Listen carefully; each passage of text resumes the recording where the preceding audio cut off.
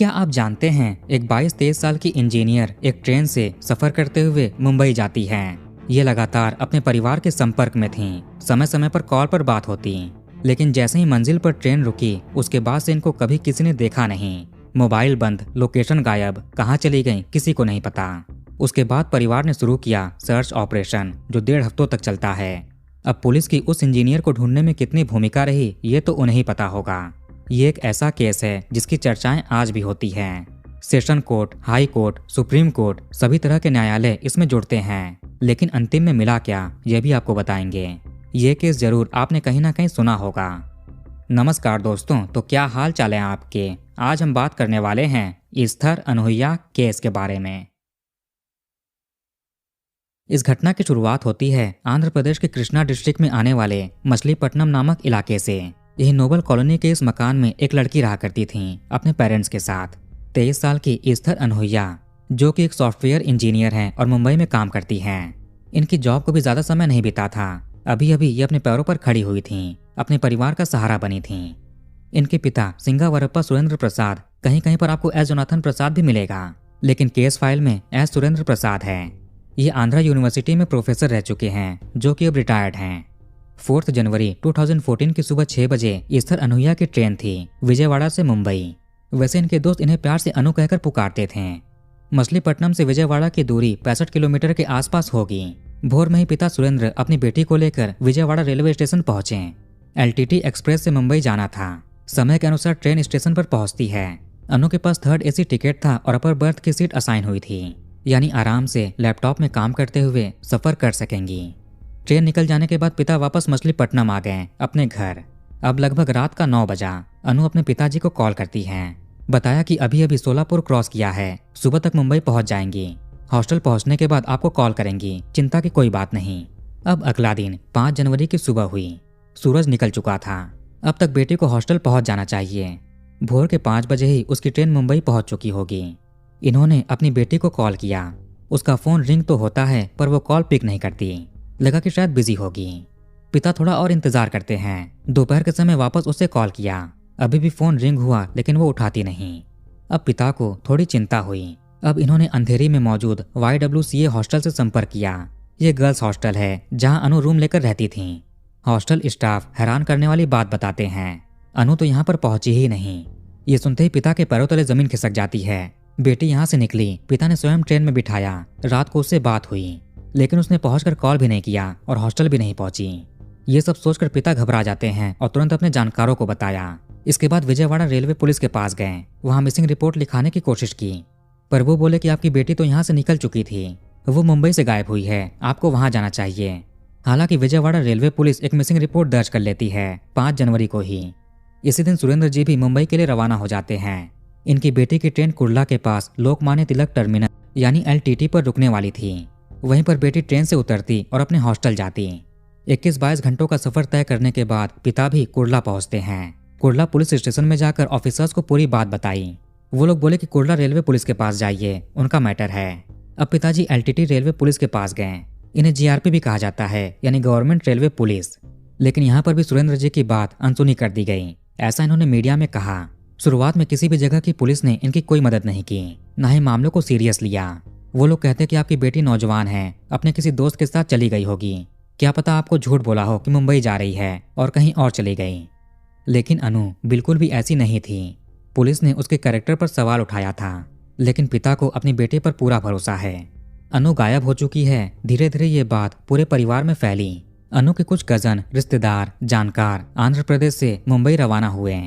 मुंबई में भी कुछ जानकार रहते हैं। अनु जिस हॉस्टल में रहती थी वहां भी कई फ्रेंड्स बन चुके थे। जहां काम करती थी वहां भी कई लोगों से दोस्ती थी। सभी मिलकर एक ग्रुप तैयार करते हैं। अब पुलिस तो कुछ कर नहीं रही है, इसीलिए इन्हें कुछ करना पड़ेगा। इसमें कुछ NGO के लोग भी जुड़ते हैं।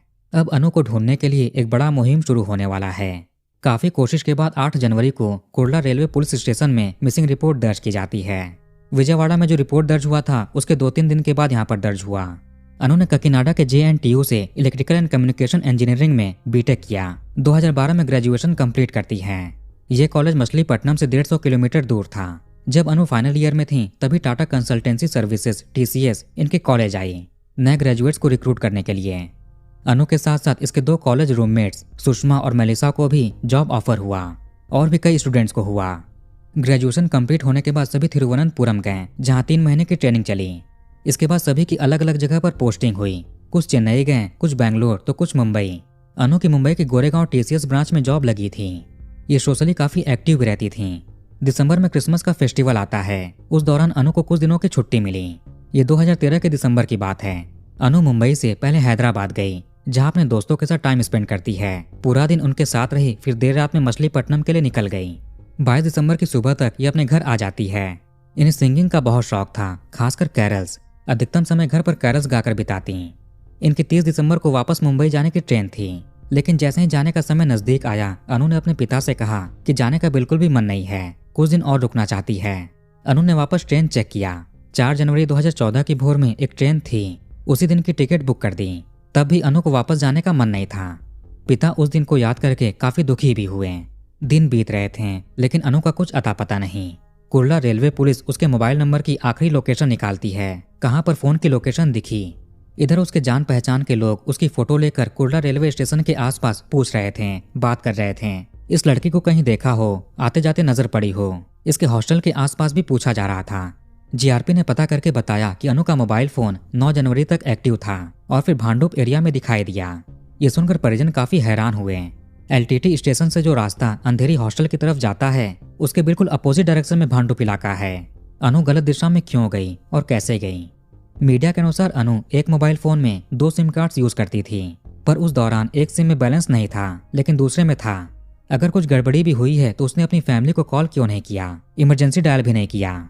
अब अनु के परिजन भांडुप इलाके में जाते हैं पता करने के लिए। ये पूरा जंगली इलाका है, घने जंगल हैं, जानवर रहते हैं। जंगल के बीच से ही एक हाईवे गुजरता है, ईस्टर्न एक्सप्रेस हाईवे। 2 ग्रुप में लोग बट जाते हैं और हाईवे के दोनों तरफ जंगलों में खोजबीन करना शुरू कर दिया। लोकेशन वाले एरिया के आसपास भांडुप, कंजूर मार्ग इलाका, टाटा नगर कॉलोनी ऐसी जगहें पड़ती हैं। खोजबीन जारी थी। मीडिया में 2 थ्योरीज चलती हैं।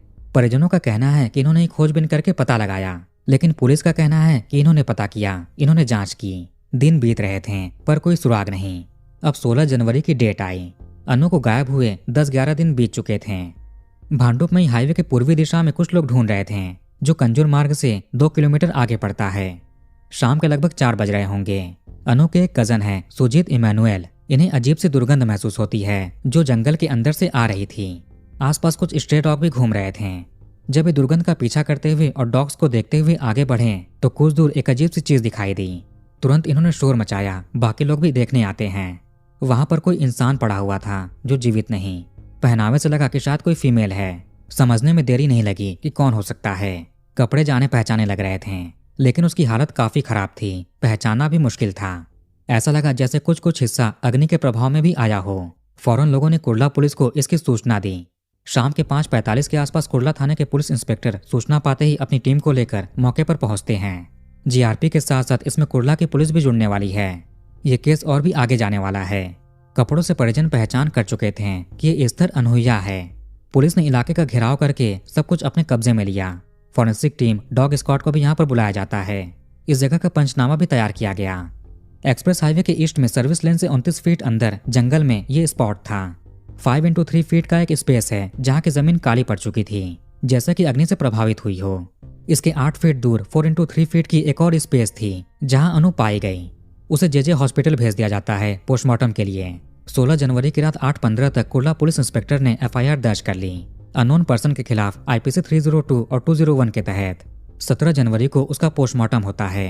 वो डिकम्पोजिशन की हालत में थी, आखिरी स्टेज चल रही थी। डॉक्टर के अनुसार किसी भारी भरकम चीज का उसके सर पर यूज किया गया होगा।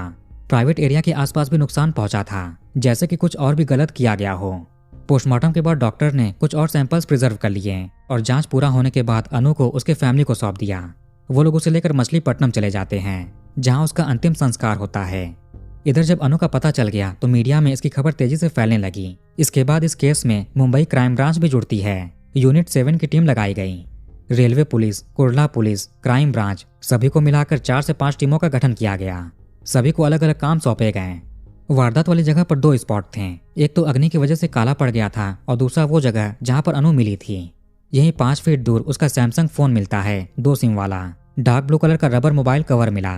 मीडियम साइज का एक पिंक टी शर्ट बरामद होता है, वो भी अग्नि के प्रभाव में था। कुछ कुछ जगह पर काले पड़ गए थे। एक ग्रे कलर का दुपट्टा या स्कार्फ मिला जिस पर व्हाइट डॉट बने हुए थे। जहां अनु मिली थी वहां से 2 फीट दूर फास्ट्रैक कंपनी का ब्लैक डायल वाला रिस्ट वॉच मिला। उसकी स्ट्रिप डैमेज थी। आगे पंचनामे के अनुसार पर्पल कलर का डॉटेड निक्कर मिला जिसमें व्हाइट पैड अटैच था। कुर्ला पुलिस अनु के पिता को बुलाती है। उनसे पूछा कि आपकी बेटी क्या क्या सामान लेकर निकली थी। जब अनु सारे सामान पैक कर रही थी तब उसके पिता वहीं पर थे बेटी के साथ, इसलिए घटनास्थल से जो भी मोबाइल, घड़ी, टी शर्ट, दुपट्टा ऐसी सभी चीजें मिली उसे पिता पहचान लेते हैं। बेटी वही कपड़े पहनकर निकली थी जो यहाँ से बरामद हुआ। उसके पास एक लैपटॉप बैग, एक black trolley bag sky bag company का, 1-2 हैंड बैग, इसके अलावा कुछ और भी आर्टिकल्स थे, लेकिन ये सभी बैग स्पॉट पर नहीं मिले, गायब थे। इन चीजों को कौन ले गया होगा? वैसे इस्थर ने येलो कलर की मेटल रिंग भी पहनी हुई थी, उसे भी पिता पहचान जाते हैं। उस समय भी पहनी थी जब जंगल में मिली। समझ नहीं आ रहा था कि ये कैसा मामला है। लूटपाट का होता तो उसका मोबाइल फोन, घड़ी, रिंग सभी गायब होता। केवल उसके बैग, ट्रॉली इत्यादि ही गायब हैं। 18 जनवरी को इन्वेस्टिगेटिंग ऑफिसर LTT पहुंचे जहां पर अनु की ट्रेन आई थी। इस जगह पर कुल 36 कैमरे लगे हुए हैं जिन्हें कंट्रोल रूम से 2 मॉनिटर्स के द्वारा कंट्रोल किया जाता है। एक मॉनिटर 20 कैमरे हैंडल करता है और दूसरा 16 कैमरे। यहाँ 2 सर्वर्स भी हैं जिसमें फुटेजेस स्टोर होते हैं। एक में 12 दिन पर पुरानी फुटेज ऑटो डिलीट हो जाती और दूसरे में 1 महीने पर। RPF से परमिशन लेने के बाद एक पेन ड्राइव में फुटेज निकाली गई, खासकर 5 जनवरी की भोर 4 बजे से 7 बजे तक का। कैमरे की क्वालिटी भी उतनी कुछ खास नहीं। उसमें चेहरा पहचान करना थोड़ा मुश्किल लग रहा था, लेकिन फिर भी कोशिश की जा रही थी। हॉल नंबर 2 में लगे हुए एक कैमरे में एक लड़की दिखी जो वेटिंग एरिया की ओर जा रही थी। एक बैग उसने शोल्डर पर लिया है और ट्रॉली बैग को खींच रही है। उसने स्कार्फ या दुपट्टा भी लगाया था। लड़की के पहनावे, लगेज इत्यादि से दूसरे कैमरे में ट्रेस किया गया। यही लड़की आगे प्लेटफॉर्म नंबर 5 CST की ओर जाते हुए दिखी। अगली फुटेज 5:06 की मिली जिसमें एक पर्सन व्हाइट टी शर्ट और ब्लू जींस पहने था। 5:07 पर इसका स्क्रीनशॉट लिया गया जिसमें इसका चेहरा थोड़ा साफ दिखा। यह भी प्लेटफॉर्म नंबर 5 पर था। अगली क्लिप मिली प्लेटफॉर्म नंबर 4 की 5:10 की। इसमें वो लड़की स्कार्फ लगाए मोबाइल चलाते हुए चल रही थी। इसके कुछ कदम आगे इसका ट्रॉली बैग लिए हुए सफेद टी शर्ट वाला आदमी भी चल रहा था। अब ये आदमी आखिर है कौन? 5:11 पर इसका स्क्रीनशॉट लिया गया जिसमें वो लड़की और आदमी साफ साफ कैमरे में दिखे। लड़की ने वही कपड़े पहन रखे थे जो वारदात वाली जगह पर मिले। पुलिस ने कुछ मिनट पहले के भी फुटेज चेक किए ताकि आदमी के बारे में और जान सकें। 4:48 पर भी सफेद टी शर्ट वाला आदमी प्लेटफॉर्म नंबर 5 पर दिखा। ये स्टेशनरी ट्रेन से उतरता है। उसके बाद एक स्टॉल पर गया, कोल्ड ड्रिंक की बोतल खरीदी। फिर 4:57 पर यह फिर से बोगी से उतरा और पिलर के पास आकर रेलवे शेड में बैठ गया। फिर 4:58 पर यह खड़ा होता है और टहलने लगा। 4:59 के बाद उस लड़की की फुटेज आई। CCTV के जरिए पुलिस को एक बड़ा सुराग हाथ लग चुका था। अब पता करना है कि यह आदमी आखिर है कौन, वो महिला कौन है।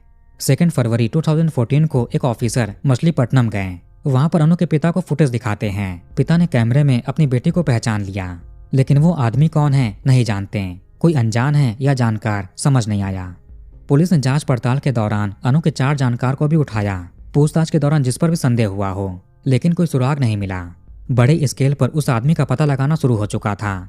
उसकी तस्वीरें लेकर रेलवे स्टेशन के स्टॉल, दुकानदारों, वहां पर काम करने वाले कर्मचारियों, इसके अलावा टैक्सी ड्राइवर, ऑटो ड्राइवर, आसपास के पूरे इलाके में पूछताछ किया जा रहा था। क्राइम ब्रांच ने 2500 से भी ज्यादा लोगों से पूछताछ की। 1 लाख के ऊपर मोबाइल रिकॉर्ड्स निकाले गए, उनकी जांच पड़ताल की गई। कई लोगों पर संदेह हुआ तो उन्हें उठाकर पूछताछ किया गया। ऐसे ही जांच करते हुए कुछ पुलिस वाले कंजूर मार्ग एरिया में पहुंचे। यहाँ करवे नगर में म्हाडा बिल्डिंग है, इसके आसपास बातचीत की गई, फोटो दिखाकर पूछा गया। इस दौरान एक आदमी कैमरे में दिखे व्हाइट टी शर्ट वाले आदमी को पहचान लेता है। बोला कि ये तो चौकिया है जो पीछे की बिल्डिंग में रहता है। GRP के 2 कांस्टेबल्स उस चौकिया नामक आदमी का पता करते हुए कंजूर मार्ग वेस्ट, करवे नगर, बिल्डिंग नंबर 2 में पहुंचे। घर पर वो आदमी मौजूद था। उसका नाम है चंद्रभान सानप, लेकिन लोग इसको चौकिया कहकर बुलाते हैं। कांस्टेबल ने चंद्रभान से फोटो दिखाकर पूछा, लेकिन आदमी ने इनकार कर दिया, ये नहीं है, ये तो नासिक में था उस दिन। ये नासिक की एक बड़ी कंपनी में ड्राइवर का काम करता है, उनके लिए टैक्सी चलाता है। चंद्रभान की मां जीजाबाई ने भी यही कहा कि बेटा नासिक में रहता है। हैरानी की बात है कि इनके कहने पर कांस्टेबल्स मान गए। चंद्रभान का नासिक वाला और यहाँ का एड्रेस नोट किया, मोबाइल नंबर लिया और चले गए। अगर जरूरत पड़े तो कॉल करेंगे, थाने आना होगा। इधर जैसे ही कांस्टेबल्स निकले, चंद्रभान भी फरार हो गया। पुलिस की करीब 1.5-2 महीनों तक जांच चलती है, लेकिन चंद्रभान के अलावा और कोई सस्पेक्ट नहीं मिलता है। इसके बारे में और भी पता किया गया। ये आदमी अलग अलग रेलवे स्टेशन में कूली का काम कर चुका है। इसने कुर्ला LTT में भी काम किए हैं। स्टेशन के अंदर से लोगों के सामान उठाकर बाहर लाना, बदले में किराया लेना। आगे पता चला कि इस आदमी पर मोबाइल, बैग, ऐसी सभी चीजों को चोरी करने के 8 केसेस दर्ज हो चुके हैं। इसकी मां जीजाबाई फल फूल बेचने का काम करती हैं। चंद्रभान की 3 बार शादी हो चुकी है। पहली पत्नी का देहांत हो गया, दूसरी पत्नी छोड़कर चली गई, तीसरी पत्नी के साथ फिलहाल रहता है। 1 साल 2 महीने का एक बेटा भी है। जब इसकी क्रिमिनल हिस्ट्री निकली तो संदेह और भी गहराया, लेकिन घर से फरार हो चुका था। पुलिस ने इसके घर वालों, लोकेशन इत्यादि से नासिक में जाल बिछाया और 2 मार्च 2014 को अरेस्ट कर लिया। इसे कुर्ला थाने लाते हैं और सख्ती से बातचीत की गई। इसकी तलाशी के दौरान पुलिस को इसके पैंट के पिछले पॉकेट से एक कुंडली मिली, दूसरे पॉकेट से एक नोकिया का फोन मिला, एक सिम वाला। ये आदमी पहले क्लीन शेव रहता था, दाढ़ी नहीं रखता, लेकिन अब इसने हुलिया चेंज कर ली है। अब ये बड़ी दाढ़ी रखने लगा, टीका लगाने लगा। कुंडली के बारे में आगे बात करते हैं। पूछताछ के दौरान पता चला कि एक 2 व्हीलर से यानी बाइक से कुर्ला LTT 5 जनवरी की भोर में 1:30 से 2 बजे के आसपास पहुंचा था। वो बाइक नंद किशोर नामक आदमी का है। अब पुलिस नंद किशोर का पता करती है। वो भी अपने घर से गायब था। 3 मार्च को इसको भी पकड़ा गया, पर इसने कहा कि इसके माताजी की तबीयत खराब थी, इसलिए उनके साथ नासिक में था। आगे नंद किशोर हैरान करने वाले खुलासे करने वाला है। कारवे नगर के म्हाडा बिल्डिंग में नंद किशोर रहता था। करीब 2010 से चंद्रभान को जानता है। दोनों साथ बैठकर शराब पिया करते, कार्ड भी खेला करते। म्हाडा बिल्डिंग में ही राशि शेट्टी नामक एक महिला है जो शराब बेचने का काम करती है। अक्सर उनके ही घर पर दोनों शराब पिया करते हैं। 4 जनवरी 2014 की डेट रात के 10 बजे के आसपास नंद किशोर शराब की बोतल लेकर राष्ट्रीय के घर पहुंचा। इसे घंटे भर के बाद वापस अपने घर जाना था, लेकिन उसी बीच चंद्रभान भी वहां एक बोतल लेकर आ जाता है। दोनों काफी शराब पीते हैं। जब रात के 1:30 बजे तो चंद्रभान ने नंद किशोर से पूछा कि भूख लगी है, तुम्हारे पास कुछ खाने को है, लेकिन नहीं था। फिर चंद्रभान ने उससे उसकी बाइक की चाबी मांगी कि बाजार से कुछ लेकर आता है। इसके बाद चंद्रभान बाइक लेकर निकल गया, लेकिन इसने सोचा कि क्यों ना कुर्ला LTT के पास जाया जाए, वहां चोरी चकारी करेंगे, पैसों का इंतजाम हो जाएगा और कुछ खाने को भी ले आएगा। पुलिस से इसका आमना सामना होते होते ये दबंग टाइप का हो चुका था। अपने आप को रेलवे पुलिस का स्टाफ बताता और पार्किंग के पैसे देने से बच जाता। अगर पार्किंग वाला पैसे मांग ले तो झगड़ा कर लेता। 2 बजे के आसपास ये स्टेशन पहुंचा, वहीं इधर उधर घूमता रहा, रुकी हुई ट्रेनों में टहलता रहा। ऐसा करते करते 4:30 बजे के आसपास का टाइम हुआ। अनु की ट्रेन स्टेशन पर आकर रुकती है। इधर चंद्रभान ने एक स्टॉल से थम्स अप, कोल्ड ड्रिंक की बोतल ली। जब प्लेटफॉर्म नंबर 5 पर अनु अपने सामान लेकर पहुंची तो चंद्रभान उसके पास गया, कहा कि ये टैक्सी ड्राइवर है, आपको जहां भी जाना है ड्रॉप कर देगा। अनु भी काफी थकी हुई थी, जल्दी से हॉस्टल पहुंचना है। 300 रुपए में कुर्ला से अंधेरी तक जाने की बात फिक्स हुई। अब चंद्रभान अनु का ट्रॉली बैग लेकर उसके साथ प्लेटफॉर्म नंबर 4 से होते हुए बाहर निकला। जब अनु ने इसकी बाइक देखी तो हैरान हुई। उसने कहा था कि टैक्सी ड्राइवर है, यानी कि कार लेकर आया होगा। ये बाइक से कैसे जाएंगे, इतने सामान भी हैं। अब अनु ने जाने से मना कर दिया, लेकिन चंद्रभान उसको कन्विंस करता है। ये काफी प्यार से बात कर रहा था। कहा कि ये भी टैक्सी ड्राइवर है, लेकिन आज गाड़ी लेकर नहीं आ पाया, पैसों की जरूरत है, इसलिए बाइक लेकर आनी पड़ी। चाहो तो इसका फोन नंबर ले लो, बाइक की फोटो लेकर जानकार को भेज दो, आपको सही सलामत घर तक छोड़ेगा। इसने अपनी बाइक रेलवे पुलिस स्टेशन के पास खड़ी कर रखी थी। अनु को विश्वास हो गया कि जेन्युइन आदमी है। इसके बाद ये लोग बाइक पर बैठकर निकल गए। अनु इतनी थकी हुई थी कि ध्यान नहीं दिया कि बाइक किस रास्ते पर जा रही है। ऊपर से काफी अंधेरा था। गिने चुने बारी अनु यहाँ पर आई थी, वो भी दिन के समय में। चंद्रभान का इरादा लूटपाट का था, लेकिन बाइक पर पीछे एक अकेली लड़की है, सुनसान जंगल वाला रास्ता है। इसकी नीयत खराब हुई। अनु को लगने लगा कि गलत रास्ते पर जा रही है। इसने अपना फोन निकाला और मैसेज टाइप करने लगी, लेकिन एक सिम कार्ड में टॉक टाइम नहीं था। जब तक दूसरे सिम में स्विच करती, आदमी उसका फोन छीनने लगा। अनु बचाने की गुहार लगाती है, चीखती चिल्लाती है। एक टी स्टॉल ओनर ने आवाज सुनी, लेकिन बाइक की रफ्तार काफी तेज थी। बीच जंगल में वो बाइक रोकता है। अनु उतरकर बचने का प्रयास करती है। इसने कहा कि ये तुमको 2 लाख रुपए देगी, इसको जाने दो, लेकिन वो नहीं मानता। विरोध करने के दौरान अनु जमीन पर गिर जाती है। उसके सर में चोट लग गई। अब चंद्रभान कथित तौर पर उसे घने जंगल में अंदर ले गया। उसका दुपट्टा उसके गले में लपेटा, पत्थरों का कई बार उसके सर पर इस्तेमाल किया। ऐसे जब लगा कि वो अब नहीं रही, फिर बाइक से पेट्रोल निकालता है और अग्नि के हवाले कर देता है। लेकिन पेट्रोल बहुत ही कम था, इसलिए थोड़ा ही काम हो पाया। ये आदमी उसका बैग और ट्रॉली लेकर रोड पर आता है जहाँ पर बाइक खड़ी थी और बाइक को स्टार्ट करने लगा, लेकिन वो ऑन नहीं होती है। फिर बाइक को वहीं पर छोड़कर पैदल ही घर की ओर निकल गया, जो कि यहाँ से 2 किलोमीटर दूर था। नंद किशोर से भी पुलिस ने बात की। रात के 1:30 बजे चंद्रभान इसका बाइक लेकर चला गया। 40-45 मिनट तक नंद किशोर उसके आने का इंतजार करता है। जब वो नहीं आया तो ये अपने घर सोने चला गया। फिर सुबह के 7 बजे इसके पास एक कॉल आया कि घर आकर गाड़ी की चाबी ले जाओ, यानी कि बाइक की।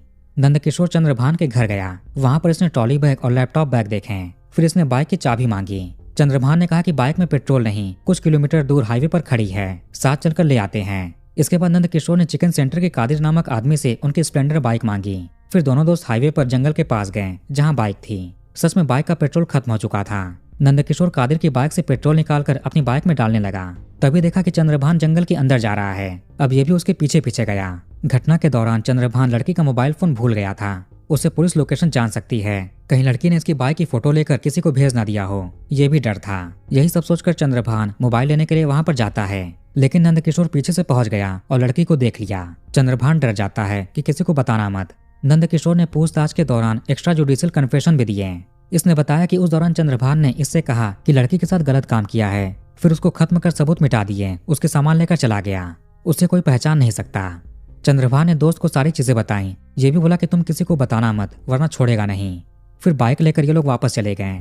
6 और 7 जनवरी को वापस चंद्रभान इसको कॉल करता है और डराता है कि किसी को बताना मत वरना तुम्हारा परिवार नहीं बचेगा।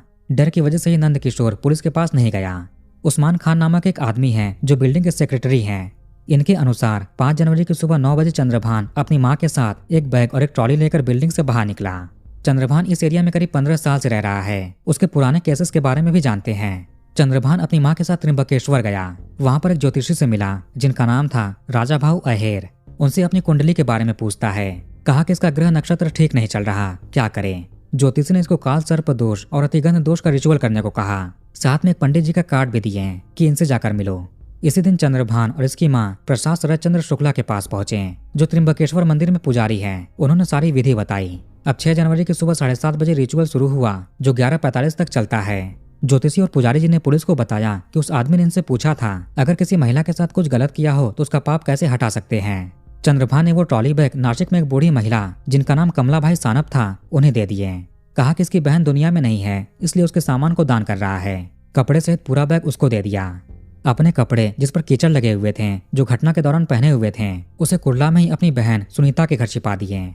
उस बाइक के बारे में बात करें जिसे चंद्रभान चला रहा था। पुलिस को पता चला कि वो बाइक खरीदने के लिए नंद किशोर ने पैसे दिए तो थे, लेकिन खरीदने के दौरान किसी और के लीगल डॉक्यूमेंट्स यूज किए थे, अपने नहीं। सुरेश चंद्र मिश्रा एक ऑटो ड्राइवर हैं जो विक्रोली के रहने वाले हैं। करीब 2010 से नंद किशोर को जानते हैं। इनकी वो आईडी थी। 2010 के आसपास ही वो बजाज कंपनी की बाइक खरीदी थी। पुलिस ने बाइक बरामद कर ली। इसके साथ ही वो कपड़े, बैग, अनु का चश्मा, आईडी कार्ड सब कुछ बरामद हो गए। जंगल में मिली लड़की का डीएनए अनु के पिता से मैच होता है। पुलिस ने कई सारे गवाह ढूंढे। 3 गवाह रेलवे स्टेशन पर मिले। पहले शिवकरण पटेल जो स्टेशन पर कैंटीन चलाते हैं। इनसे ही 5 जनवरी की भोर में चंद्रभान ने थम्सअप खरीदा था। 34 रुपए की बोतल थी। चंद्रभान ने 100 रुपए का नोट दिया। 4 रुपए छुट्टे पैसों को लेकर बहस हो गई थी। दुकान खोलने पर पहला कस्टमर यही था। पुलिस ने 18 जनवरी को शिवकरण से बात की थी। स्टेटमेंट रिकॉर्ड किए थे जिसमें वो 5 जनवरी की बात बताते हैं। दूसरे गवाह हैं सुरेंद्र नायर जो एसी मैकेनिक हैं। इनकी ड्यूटी स्टेशन पर लगी थी। तुलसी एक्सप्रेस में 4:30 बजे सफेद टी शर्ट, नीली जीन्स, सर पर सामने के हिस्से में बाल नहीं थे, हाथ में कोल्ड ड्रिंक की बोतल, ऐसे आदमी से आमना सामना हुआ था। 22 जनवरी को इनका स्टेटमेंट रिकॉर्ड हुआ। तीसरे विटनेस है रमेश राठौड़ जो स्टेशन पर प्रीपेड टैक्सी बुकिंग बूथ पर सुपरवाइजर का काम करते हैं। इनकी नाइट ड्यूटी थी रात 9 बजे से सुबह 9 बजे तक। इन्होंने लड़की को आदमी के साथ स्टेशन पर देखा था। उनसे जाकर पूछा भी कि आपको टैक्सी चाहिए, लेकिन उन्होंने मना किया। कहा कि उनके पास गाड़ी है। उस आदमी से पहले भी कार पार्किंग को लेकर झगड़े हो चुके हैं। इन्होंने स्वयं 20 मार्च को घाटकोपर क्राइम ब्रांच आकर ये बयान दिए थे। इसके अलावा ईस्थर ने जब बचाने की गुहार लगाई जंगल वाले रास्ते पर जहां पर एक टी स्टॉल था, पुलिस ने उससे भी जाकर बातचीत की। घटना अंजाम देने के बाद जब चंद्रभान बाइक स्टार्ट कर रहा था, उसी रास्ते पर एक आदमी प्रहलाद कुमार यादव अपने डॉग के साथ वॉक पर आए थे। आदमी को बाइक चालू करते देखा जो नहीं हो रही थी, तो उससे मदद के लिए पूछा कि मैं हेल्प कर देता हूँ। वो आदमी एक बैग और एक ट्रॉली लिए हुए था। बाइक वहीं छोड़कर बैग लेकर निकल जाता है। पुलिस ने डॉग वॉक कराने वाले आदमी से बात की। ज्योतिषी, पुजारी, चंद्रभान की बहन, माँ, पड़ोसी, इसके अलावा और भी बहुत लोग थे। 25 मार्च को आर्थर रोड जेल में टेस्ट आइडेंटिफिकेशन परेड भी कराया गया, जिसमें जो भी विटनेस थे वो आदमी को देखकर पहचान करेंगे कि ये वही था या नहीं। स्टेशन कर्मचारियों ने चंद्रभान की पहचान भी की।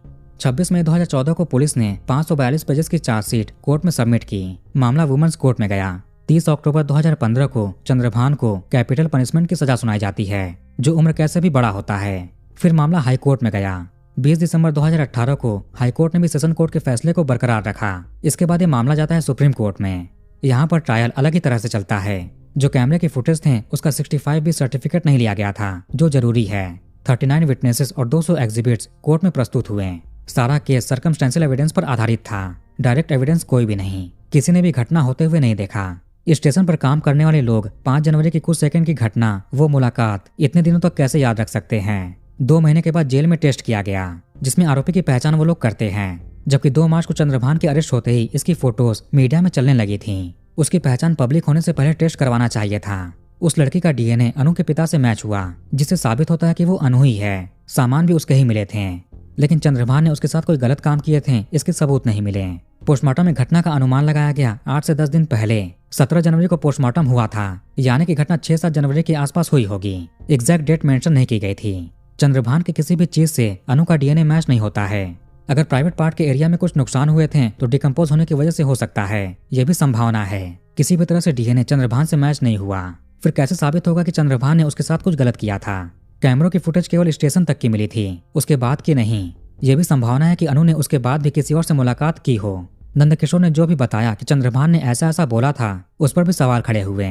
उस चीज को भी बैक करने के लिए कोई सबूत नहीं था, क्योंकि कोर्ट में चंद्रभान ने इनकार कर दिए थे कि ऐसा कुछ भी नहीं कहा। क्या नंदकिशोर चंद्रभान से कोई दुश्मनी निकाल रहा था, किसी बात का बदला लेना चाहता था, उसको फंसाना चाहता था? चंद्रभान को अगर ये घटना छिपाना ही होता तो चोरी के बैग और ट्रॉली घर पर खुला पड़ा हुआ था। नंदकिशोर ने उन्हें देख लिए थे। उसे उसके बाइक के पास हाईवे पर ले गया, फिर जंगल के अंदर जाता है जहाँ नंदकिशोर ने भी देख लिए। फिर वो डर जाता है और नंदकिशोर को सच बताता है। उसके बाद डराता भी है कि किसी को बताना मत। चंद्रभान अकेले भी बाइक लेने जा सकता था। चूंकि चंद्रभान ने कोर्ट में सारी चीजों से इनकार कर दिए थे, इसलिए पुलिस को उसे साबित करने के लिए एविडेंस जुटाने हैं, जो काफी हद तक नहीं हो पाता है। जहां 2 कोर्ट से चंद्रभान को कैपिटल पनिशमेंट मिला, वहीं सुप्रीम कोर्ट में केस की दिशा ही बदल गई। 28 जनवरी 2025 को चंद्रभान को सबूतों के अभाव में बाइज्जत बरी कर दिया गया, छोड़ दिया गया। अनु के पिता की उम्र 70 साल से ऊपर हो चुकी है। इन्होंने कहा कि अब इनमें हिम्मत नहीं, शरीर भी साथ नहीं देता कि आगे इंसाफ के लिए खड़े हो। भगवान के भरोसे ही सब कुछ छोड़ दिया है। फिर तो कई सवाल भी हैं। शुरुआत में पुलिस और परिजनों में विरोधाभास भी देखने को मिला था। एक क्लेम करता कि अनु को इन्होंने ढूंढा है, फिर दूसरा क्लेम करता। इससे पुलिस पर काफी प्रेशर भी पड़े। इसीलिए जांच में जिस पर पहले संदेह गया उसको ही आरोपी बना दिया, ताकि ज्यादा बदनामी ना हो और केस जल्दी ही खत्म हो जाए। चंद्रभान भी कोई हाई प्रोफाइल आदमी नहीं जो बड़े बड़े वकील हायर करके केस से बच जाए। क्या कोई और घटना के पीछे है जिसने चंद्रभान को आगे कर दिया, या फिर यही है? इसका किसी के पास जवाब नहीं। फिलहाल अनु के साथ जो भी चीजें हुई उसका कोई आरोपी नहीं, कोई दोषी नहीं। तो वीडियो कहीं पर खत्म करते हैं। आप कमेंट करके अपनी राय बताइए। इस वीडियो को लाइक और शेयर जरूर करिए और हमारे चैनल को सब्सक्राइब करके बेल आइकन ऑन कर लीजिए। मिलते हैं नेक्स्ट वीडियो में। धन्यवाद।